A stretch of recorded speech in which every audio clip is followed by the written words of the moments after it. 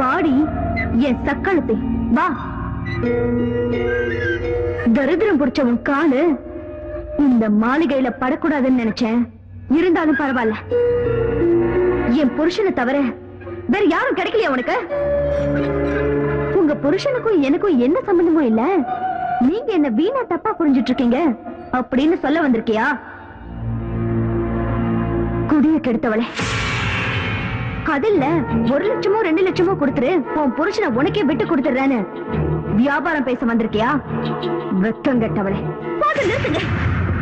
எனக்கு உங்களை விட நல்லாவே பேச தெரியும். நீங்க நினைக்கிற மாதிரி எனக்கும் நீலகண்டனுக்கும் தொடர்பு இருந்திருந்தா எங்களை யாராலையும் பிரிச்சிருக்க முடியாது. அவர் இன்னும் எந்த நிலைமையில காப்பாத்தினாருன்னு உங்களுக்கு தெரியாது. அவர் மட்டும் காப்பாத்தாம இருந்திருந்தா என் வாழ்க்கை காம பிசாசுங்க கிட்ட சிக்கி சின்ன பின்னமாயிருக்கும்.